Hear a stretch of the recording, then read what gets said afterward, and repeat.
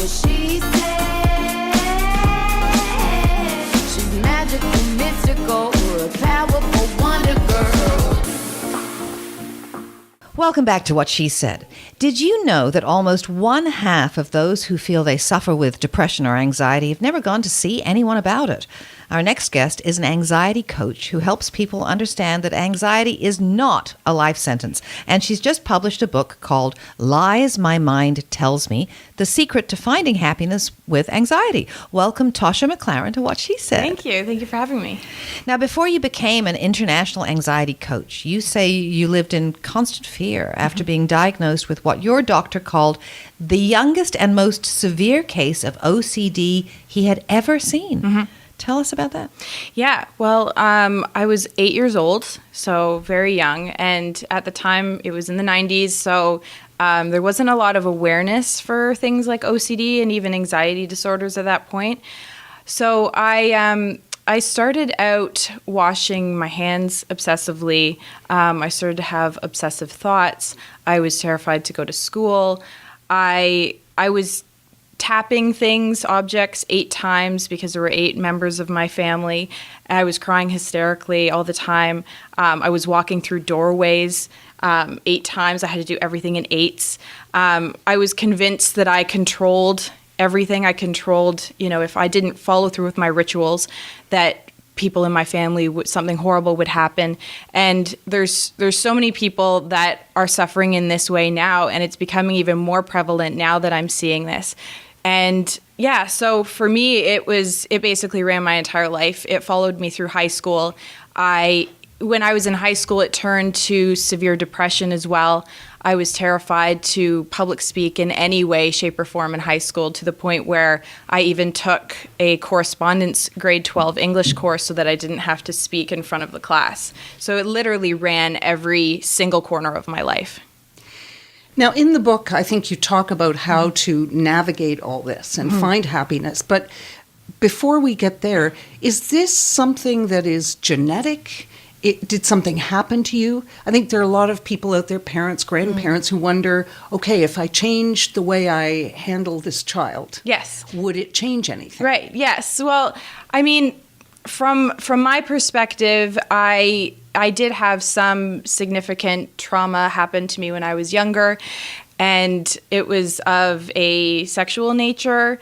And so that was something that now, as I am talking to other people, I'm seeing that was such a huge trigger for me. And it may have been the trigger because you lost your innocence. Exactly. And your trust. Yes. And so I'm seeing that connection with so many people. And so in the book, I've created something called the tripod of anxiety. And what the tripod of anxiety is the 3 legs of the tripod that kind of hold that cause of anxiety up. And one of those legs is trauma and chronic stress. The other one is chemical imbalances. And the third one is mindset. And so how I've structured the book is it's actually divided up into those 3 sections so that people can weaken each leg of that tripod. And so its main focus is on mindset because from my experience, that's the most important piece. But I do touch on a lot of the chemical imbalances aspect as well. And, the way that we view chemical imbalances in the brain as far as anxiety disorders go is not necessarily the way that it is. Everybody kind of views it as this permanent, unchanging thing that cannot be helped and is kind of this life sentence for people, which is incredibly discouraging. So what I've designed in this book is I've shared some of the things that have helped me in my own experience. One being the influence of magnesium, actually. I've done a lot of research, and I've even talked to doctors and naturopaths, and a lot of people are realizing that it's not just your everyday deficiency. It's actually very significant when it comes to anxiety and the neurotransmitters in the brain. And I explain a lot on how to properly get your magnesium levels up if you do have a deficiency, because a lot of people think that it's just enough to kind of go to your naturopath or go to a health food store, grab a magnesium supplement and start taking it. But magnesium is actually not absorbed very well into the body, so it actually takes a lot more than that to get those levels up. And I'm finding that the people that I'm working with, once they get those levels up, things like insomnia are starting to dissipate, things like even intrusive thoughts and some of their rituals they're starting to really notice a lot of even OCD symptoms and things about panic attacks and dizziness and all of these physical symptoms that they're experiencing. They're starting to really notice huge changes with. What about the B vitamins? Because somebody said to me that they started taking the B100, the whole root with a bunch of other stuff, and that they noticed a significant difference in how anxious or how stressed they were. And for me, I haven't focused too much on that, but I have done some research with the B vitamins as well, and some people are finding incredible results from the B vitamins too. The magnesium is basically the main mineral that I focus on in this book because of my own experience. I was diagnosed with something called hypomagnesemia, and what that is it was my magnesium levels were so incredibly low, and I was going to get weekly IVs, I was doing topical magnesium gel, and I was not able to get those levels up. And there's a lot of people that are kind of silently suffering with something like that, especially people with anxiety, because magnesium actually drains very quickly from the body and is very hard to replenish. And when you're stressed and when you're under constant fear and worry, it actually is one of the first things that starts to go. And then people start getting these physical symptoms, and some people even get diagnosed with other things. Now, you talk in the book about the tools and secrets to abandoning anxiety, but also about finding a newfound joy and happiness in life. What was one of the ways you did that? Yeah, well, for me, I started really realizing that because my anxiety literally ran every aspect of my life, that I let a lot of my desires and my dreams kind of fall, and I wasn't honoring any of those things. So what I realized is that when you can start to view anxiety, and especially if you've been diagnosed with an anxiety disorder, which is even a more intense version of it, such as OCD, PTSD, things like that, especially if you have that diagnosis, you can really use the anxiety as being your benefit, your gift in life, as opposed to something that is, constantly difficult for you to deal with. You can view it as something positive.